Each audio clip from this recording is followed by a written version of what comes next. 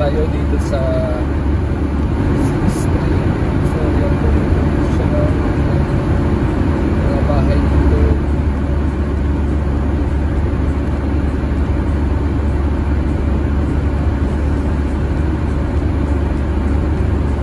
Tignan po natin kung gano'ng marami gusto dito guys.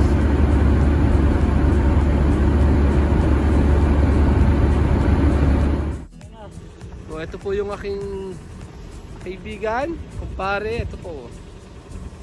Hello. Hello Philippines, kaway-kaway. Hi. Kaya po ang isang YouTuber. Tagalin mo yung mas mo. Paano ka makakilala? Ito pa sa Pilipinas, oh. Hello po, yung kumpare ko, si Paring Dan. Subscribe the channel. Ayun, oh. Ano ko? Ayun pa yung isang kumpare namin, oh. Maalis na, tumatawa, oh.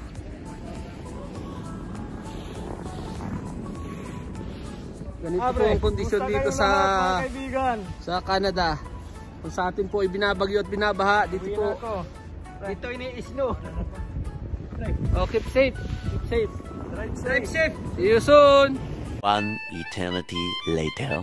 Hi guys, welcome back. Gusto ko lang po mapakita sa inyo yung lugar na tinitirahan ko dito sa Canada. Yung pong aming kapaligiran. Kung ano na ang sitwasyon. Tara na guys, punta na tayo sa labas.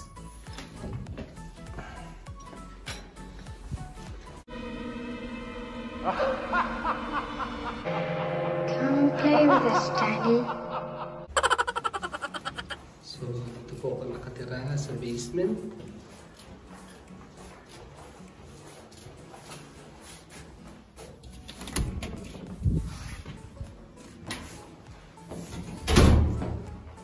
Ayan, mainit ang araw.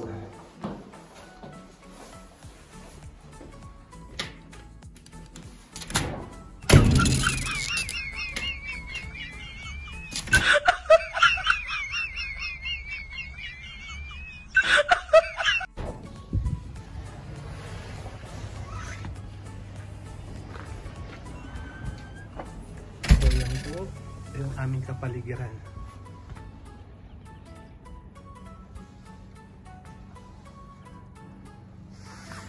Ay nako, marami pa rin yelo.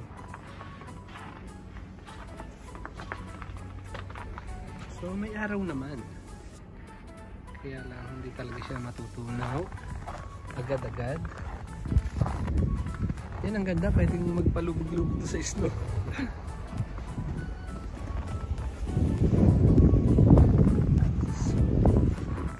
Po, may kababayan po tayo dito nag-aalis ng yellow ng snow. Kumusta Brad? Kaway-kaway, mainit na. So yan po yung kanyang pinapala. Ayan guys, tingnan niyo naman ang snow rito. Kailangan alisin nyo pag nasa parking kayo mag-aalis. So, hindi po ganun kadali at nililipat nyo po doon sa bundok. Yan po yung mga yelo dito. Saan nga pala sa Batangas? Sa Rosario po. Rosario yan. Kaway-kaway at para makarating sa Batangas. Shout out sa mga taga Rosario dyan. So, ayan po.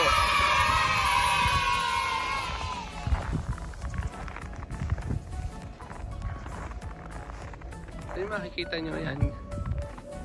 Puro ice, puro snow. So, pag naipon po siya, yan dinadala po dito sa tabihan para makapag-park yung mga sasakyan. Actually, mamaya po magsha-shovel ako. Shovel ng snow. Kita po kayo dito sa video, baka may babatiin kayo para makarating ng Pinas. Sa kaya sa ating Las Piñas? Sa Rosario ka, ako taga Santo Tomas. From Santo Tomas, Batangas po. Bayan niya, hindi ko narating. Rosario, Batangas. Rosario. Yung Santo Tomas, pag pasok mo gano'n, nagbinas na eh. O, doon mo makikita mo doon sa logo doon, o, pagpasok mo ng tulay. Maligayang pagdating sa bayan ng Magigiting. Ito po yung mark ng Batangas, Santo Tomas. Nung araw, trip lang, pupunta kami doon, ng kapatid ko. Lomi lang, kakain na kami, lomi.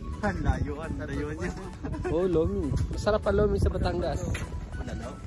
Bulalo, lomi, gotong Batangas. Yan yung mga sikat na... Actually, niluluto ko po lahat yun. At malapit nyo na pong makita sa susunod kong mga video.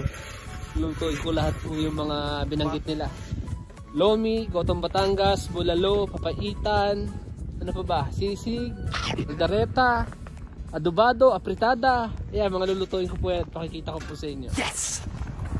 Yan po yung ginawa kong daan. Medyo malalim siya. Kaya hirap po mag-show dito.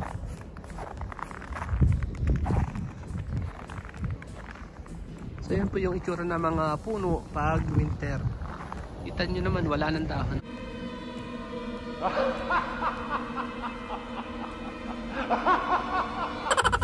Then pag dumating po yung summer, yan nagkakadahon po ulit sila. Pero may matitibay po yan. Matitibay po yan dahon na yan. Ayan mga puno na yan. Kahit kahit po winter, hindi po sila, wala pong changes or pagbabago. Yan guys, papasok na po ako sa building kasi po ay negative 14, medyo namula-mula po ako.